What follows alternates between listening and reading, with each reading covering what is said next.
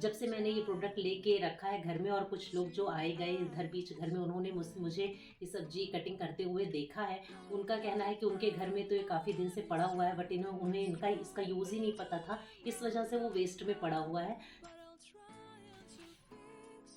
Friends, हम housewife का ज़्यादातर समय बीतता है किचन में, तो अगर इन कामों को हम फटाफट निपटा लेते हैं तो कुछ और भी करने का टाइम मिल जाता है, मौका मिल जाता है। मैंने यूज़ किया करीब 1 महीने, तब मैं आपके साथ इसकी रिव्यू शेयर कर रही हूँ। तो बहुत ही सस्ता भी है और बहुत यूज़फुल है। तो चलिए पहले आप इसका यूज़ देख लीजिए, फिर बात करेंगे इसके प्राइस की और ये कहाँ कैसे मिला इसकी। तो फ्रेंड्स, ये है मेरा नया हेल्पिंग टूल जो कि मैंने किचन के लिए लिया है, और इसमें ये एक क्लिप लगी हुई है जिससे कि आप इस तरह से इसको खोलकर अगर ऊपर के हैंडल में लगे हुए होल्मर इसे फंसा देते हैं इस क्लिप को, तो आप इससे सब्जियां छील सकते हैं। तो आजकल की सब्जियां जैसे लौकी, निनुआ और खीरा, ये सब चीज़ें बहुत ही आसानी से छिल जाती हैं। तो सब्जियां जो थोड़ी लंबी हैं वो ज़्यादा आसानी से छिल जाती हैं। आलू वगैरह इसे मुझसे नहीं छिल रही है क्योंकि इसका ब्लेड काफ़ी चौड़ा है। तो जब छीलना हो तब आप इसे ऐसे फंसा लें, और जब कोई चीज़ कटिंग करनी हो तो इसे अंदर की तरफ फिक्स कर दें, तब आप कटिंग शुरू करें। तो जब क्लिप फंस जाती है तो ये इस तरह का मूवमेंट नहीं करता है, और जब क्लिप आप अंदर सेट कर देंगे तो इस तरह से कटिंग करने लग जाता है।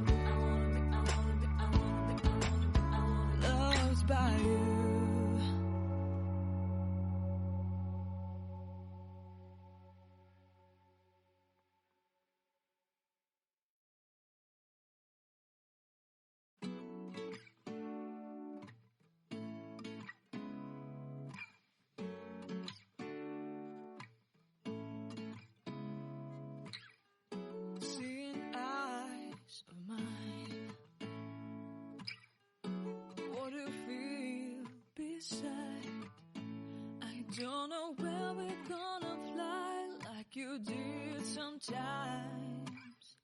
Seeing eyes of mine. Love, love, love, I wanna be strong, strong. We're doing wrong, wrong, wrong, but I'll try to fix it. Love, love, love, I wanna be strong, strong. We're doing wrong, wrong, wrong, but I'll change it, change it.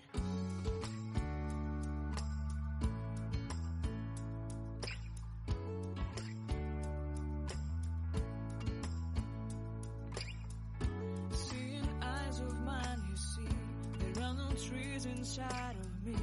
In this desert, I can look at you with love. Seeing all that I can learn. Can you stay and I will grow?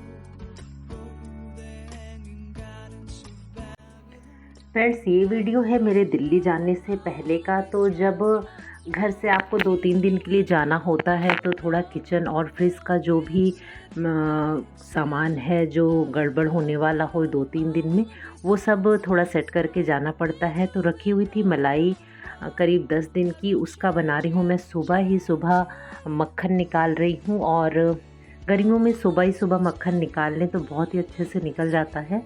तो बस मैं वही कर रही हूँ। अभी नाश्ता पानी कुछ नहीं हुआ है। नहा धुल कर मैं पूजा पाठ करके बस इसी काम में लग गई हूँ, और मक्खन निकाल के और भी कुछ चीज़ें जो कि 2-3 दिन में काम आने वाली हैं उन्हें थोड़ा सामने करके रख दूँगी, जिससे कि बच्चे ही रहेंगे घर पे, उन्हें थोड़ी मदद मिलेगी और टाइम ज़्यादा वेस्ट नहीं होगा इन सब कामों में। तो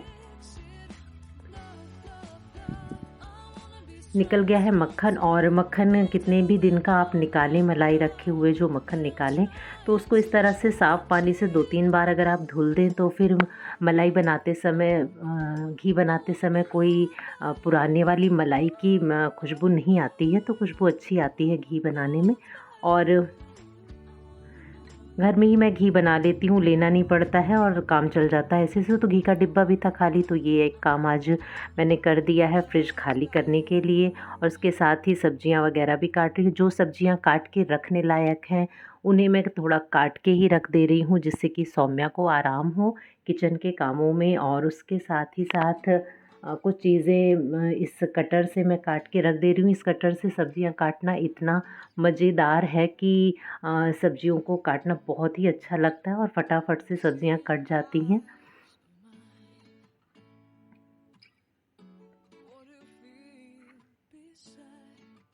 तो घी मैंने बना दिया और उसके साथ ही कुछ दूध इकट्ठा हुआ था, उसका मैंने खोआ बना के रख दिया है, जिससे कि दूध को ख़राब होने का डर ना रहे। तो खोआ बना के रखा रहेगा तो लौट के आने पर उसका कुछ भी बन जाएगा। तो कुछ एक काम ऐसे ही फ्रिज को क्लियर करने के लिए भी और 2-3 दिन के मैनेजमेंट के लिए इजी हो जाए, जिससे काम वो मैं आज सुबह ही सुबह निपटा दे रही हूँ। तो नेक्स्ट डे हमारी ट्रेन है, तो 1-2 दिन पहले ही ये सब काम मैं करके छुट्टी पा ले रही हूँ। और चूँकि मॉर्निंग का है समय, मेरे यहाँ लेते हैं स्प्राउट्स, आपको मैंने कई बार बताया है। तो अब स्प्राउट्स में कुछ और चीज़ें भी मैंने ऐड की हैं, इसके बारे में मैं आपको फिर किसी वीडियो में ज़रूर बता दूँगी। चने के अलावा भी कुछ चीज़ें हैं इसमें। तो घी बन रहा है, धीमी आंच पर कर दिया है मैंने और बाकी के काम भी निपटाती जा रही हूँ साथ के साथ। तो ये है धनिया, इसे भी पानी धुल लिया है और पानी सूख जाने पर इसको भी काट कर मैं रख दे रही हूँ। तो जड़ निकाल दी है और इनकी पत्तियों को मैं काट कर रखने वाली हूँ। तो पत्तियाँ इस तरह से काट लें और पानी ना रह जाए पत्तियों में बिल्कुल भी, तब काट के किसी भी एयरटाइट बॉक्स में भर दे आप, तो 3-4 दिन आराम से बिल्कुल ही फ्रेश रहती हैं ये पत्तियाँ। ध्यान बस ये रखना है कि फ्रिज में रखे हुए इस बॉक्स को आप ज़्यादा देर बाहर ना रखें, तुरंत ही यूज़ करें इन पत्तियों को और फिर तुरंत से ही फ्रिज में ही रहने दें। ज़्यादा से ज़्यादा ही बाहर रखने पर इसमें पानी की बूंदें आ जाती हैं, तो धनिया ख़राब हो सकती है और वैसे ही आराम से चलती है 3-4-5 दिन। तो वो मैं रख दे रही हूँ, इस चीज़ से भी थोड़ा छुट्टी रहेगी। और वैसे भी मैं रख देती हूँ तो घर के रोज़ के कामों में भी ये काम आती रहती है।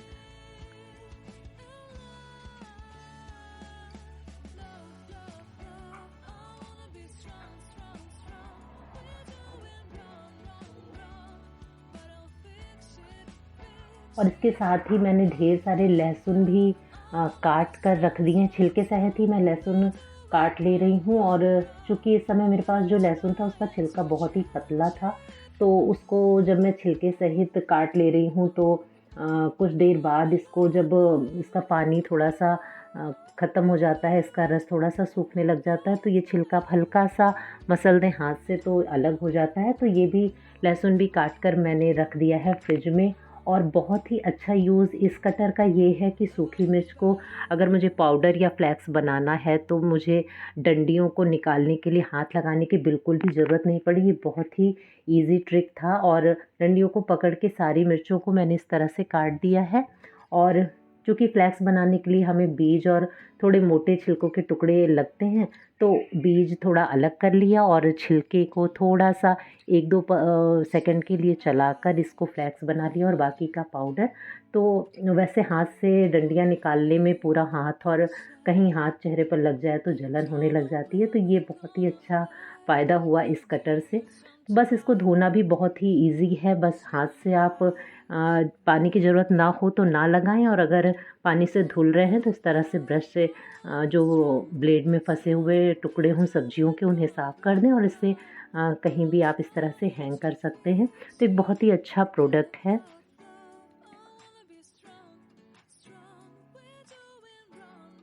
और नाश्ते में बनाया है पनीर का पराठा। तो पनीर का पराठा एक बार मैंने आपके साथ शेयर किया था, आप लोगों ने बहुत उसको पसंद किया था। तो इस बार पनीर के पराठे में थोड़ा सा एक ट्विस्ट है, इसमें कुछ और भी चीज़ मैं ऐड करने वाली हूँ। तो प्याज काटना देखिए पनीर के पराठे में कितना इजी हो गया है, बस हाथ में लिया और बार बार से उसमें कटर में डालते हुए निकाल दिया, बारीक प्याज कट गई है। और बाकी सारी चीज़ें इसमें मिलाने के बाद मैं एक और भी चीज़ ऐड करने वाली हूँ जो इसके टेस्ट को बहुत ही बढ़ा देगी। अगर आपको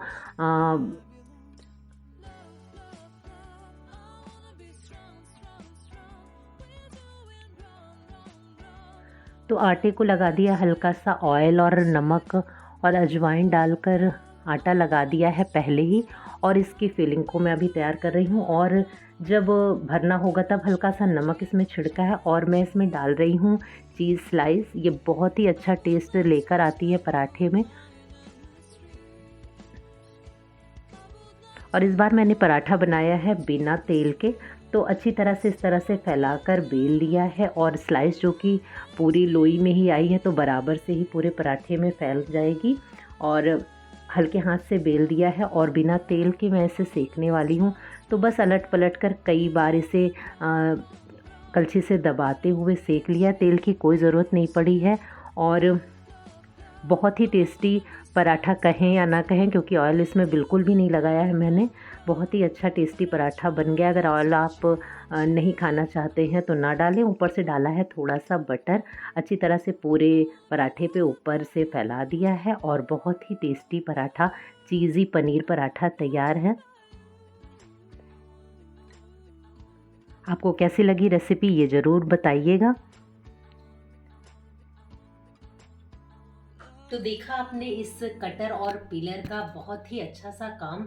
सच मानिए तो बहुत ज़्यादा काम आसान हो गया है। आप प्याज इसमें काटना बहुत ही इजी हो गया है। तो मैं हाथ में ही ऐसे लेती हूँ और वापस करके फिर जितना भी बारीक मुझे चाहिए होता है, वो चाहे तड़के के लिए हो या किसी, सबसे ज़्यादा मुझे कठिन लगता था चाइनीज़ आइटम बनाने में, कुछ मंचूरियन बनाना है या कोई भी ऐसी चीज़ जिसमें प्याज बारीक चाहिए और सब्जियां थोड़ी बारीक चाहिए, तो उसके लिए मुझे बहुत ईजी हो गया है। मिर्ची काटना इसमें तो बहुत ही इंटरेस्टिंग हो गया है, केवल डंडी पकड़नी है और मिर्च कटती चली जाती है।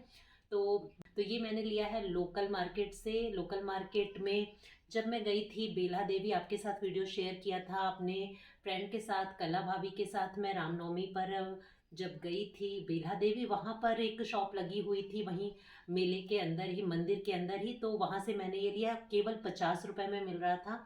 और ऑनलाइन मैंने सर्च किया है, ये प्रोडक्ट 150 से 250 तक के रेंज में है। अब क्वालिटी मुझे नहीं पता कि क्या फ़र्क होगा दोनों में, लेकिन फंक्शन सारे करीब करीब एक ही हैं जहाँ तक मैंने सर्च किया है। तो बहुत ही ज़्यादा पैसा लगाने की ज़रूरत नहीं है इस प्रोडक्ट पर, क्योंकि 50 रुपये में भी ठीक ठीक काम चल रहा है। ये अच्छा प्रोडक्ट, अगर मुझे क्या था, मुझे लेना था ये प्रोडक्ट, काफ़ी दिनों से मैं देख रही थी ऑनलाइन ही, लेकिन मैं एक डेमो लेना चाहती थी, तो उतना पैसा मैं वेस्ट नहीं करना चाहती थी, पता नहीं कैसा प्रोडक्ट निकले। तो 50 रुपये में फ़िलहाल मुझे डेमो तो अच्छा मिल गया है। अब देखते हैं ये कब तक चलता है। हो सकता है कुछ क्वालिटी में डिफरेंस ज़रूर होना चाहिए, पैसे का इतना फ़र्क है तो। जिस दिन से मैं लाई हूँ उस दिन से मैं इसे बहुत ही अच्छे से यूज़ कर रही हूँ। सलाद तो बच्चों को काटने में ही बहुत मज़ा आता है, बच्चे ही सलाद काट लेते हैं तो मैं सजेस्ट करूँगी कि आप ज़रूर ये प्रोडक्ट लें, और हो सके तो अपने लोकल मार्केट से, लोकल शॉप से ही ले, सस्ता भी पड़ेगा। लेकिन जितने फंक्शंस इसमें हैं वो परफेक्ट है।